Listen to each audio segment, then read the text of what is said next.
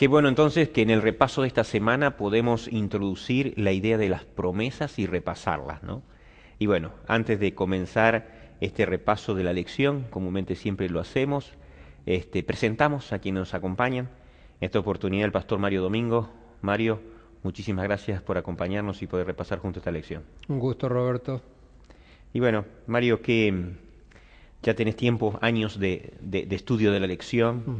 y qué lindo, ¿no?, cómo la está enfocando el autor, ¿cierto?, aquí a la carta a los Gálatas. Y qué pantallazo puedes darnos del repaso, ¿no?, qué te dejó allí Sí, como imagen, como es idea. una lección ilustradora. Ujú.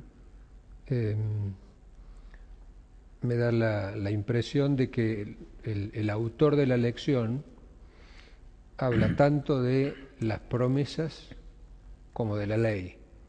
Ambas, las promesas, la promesa de la gracia de Cristo y la ley fueron dadas por Dios. Ujú. Actúan juntas, aunque tienen diferentes lugares y diferentes funciones dentro del plan de la salvación. Qué bueno. La verdad, logran el equilibrio, ¿no?, que uno Sí. necesita. Y el autor coloca allí, ¿cierto?, y comenzando en el repaso de los versículos de Gálatas capítulo 3, y el versículo que coloca el autor como memoria es justamente el versículo 18, porque si la herencia es por la ley, ya no es por la promesa, pero Dios la concedió a Abraham mediante la promesa. Entonces aquí podemos entender un poquitito que el conflicto, ¿cierto?, que tenían aquí en la iglesia de Galacia, era un poquitito que querían retroceder, ¿no?, al tema de las obras. Y de Claro. alguna manera Pablo le está colocando la idea fundamental de entender la fe y de entender las promesas, ¿no? Pienso lo mismo. Creo que lo que Pablo estaba tratando de aclarar en la carta era que la salvación es por gracia, es por la fe en Jesucristo. Pero para que la gente no sintiera que la ley era menoscabada, Ujú. también Pablo le da a la ley la función que tiene Claro. dentro de la epístola. Siguiendo ahí tu pensamiento, ¿no? Por un lado, cuando vos decís para que la ley no sea menoscabada, decir, por un lado estaba el extremo de ley, ¿cierto? Y la salvación por ley, que eso es lo que Pablo trata de hacerles comprender. Si no, dice, ¿para qué existe la ley? Ujú. Si no nos salvamos por la ley, ¿no? Sí. Eso es lo que estaba en la mente de ellos, ¿no? De los fariseos y de los cristianos, digamos, de los judíos que se estaban cristianizando. Claro, como hay tanta referencia de Pablo acerca de las promesas, Ujú. de la gracia, él no quiere desequilibrarse y dejar de lado la ley, La ley. Ujú. sino que le va a dedicar tiempo también a la función de la ley dentro del plan de la salvación. En las lecciones anteriores vimos que Pablo un poquito los contrarios, los opuestos, opositores a Pablo, como que lo tomaban como que él tenía un evangelio diferente, Claro. porque justamente estaba dándole el equilibrio entre promesa, entre fe y ley. Y bueno, yo señalé dos versículos, no sé si podemos coincidir, Mario. El versículo 7 del capítulo 3, si usted nos acompaña en capítulo 3, verso 7, creo que ese es la idea fundamental de Pablo, en el sentido de allí dice, sabed por tanto que los que son de fe, estos son hijos de Abraham. Él pone allí, digamos así, el pilar en lo que va a girar, perdón, lo que va a girar, cierto, su idea, ¿no? Es decir, los que son hijos de Dios son justamente aquellos que caminan por fe. Totalmente todo lo contrario que pensaban los otros, ¿no? Claro, hay que recordar que el judío se llamaba a sí mismo hijo de Abraham, Hijo de Abraham, hijo por descendencia sanguínea. sanguínea. Entonces Pablo le dice, los verdaderos hijos de Abraham son aquellos que tienen la fe que Abraham tuvo. Ujú. Y entonces allí confronta el hecho, ¿cierto?, en lo que dice el pacto de Dios con Abraham, que tenemos ese título. Bueno, ¿qué podemos decir en cuanto a lo que menciona aquí el autor, ¿no? A mí me gustó un poquitito lo que habla allí sobre el tema del pacto Ujú. y la promesa, ¿cierto?, en el tema del pacto. Y hablando justamente sobre que el pacto a quién afecta y cómo fue hecho. Por eso se usa esas palabras, dice, es pacto, es testamento. La Ujú. verdad es una una mezcla ahí en el medio, ¿no? Sí, Pablo hace una analogía Ujú. entre pacto y testamento. Por lo que dice la lección, la palabra que utiliza, la palabra griega, correspondería más bien a testamento. Y si vamos a algunos textos en este mismo párrafo que estamos viendo, versículo 18 habla de la herencia. Ajá. Entonces, es más bien un testamento, Ujú. poniendo el testamento como una contraposición a un pacto que nosotros llamaríamos hoy un contrato.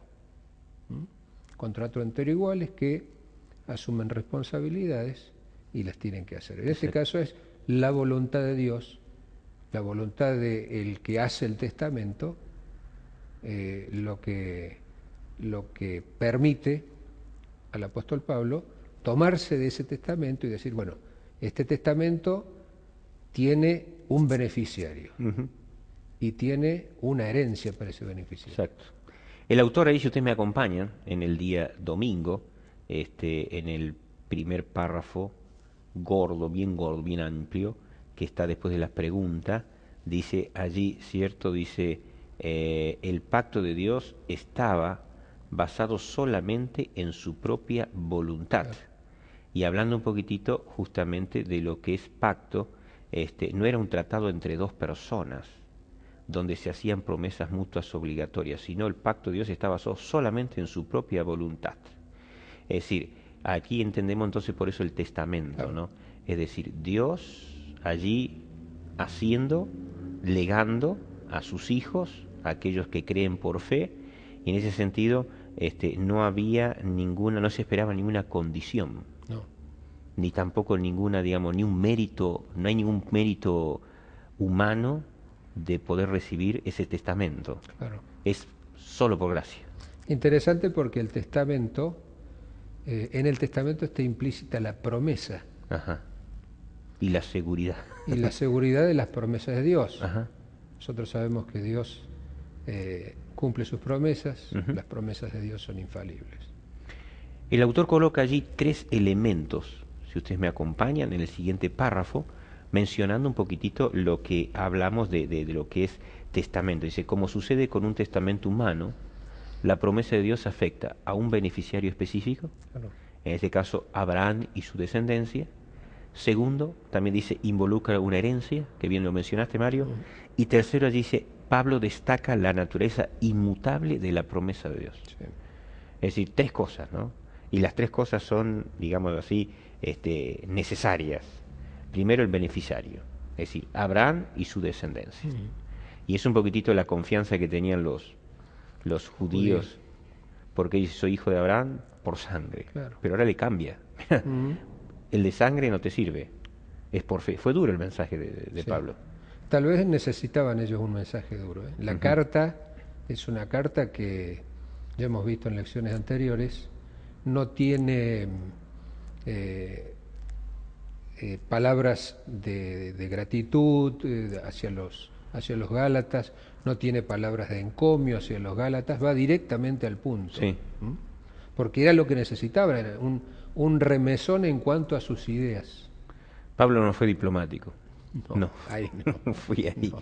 Fue el tiro al blanco, derecho. Y entonces aparece, cierto, Abraham y su descendencia, después dice una herencia. Qué lindo, hay una herencia para aquellos que son hijos de la fe. Sí.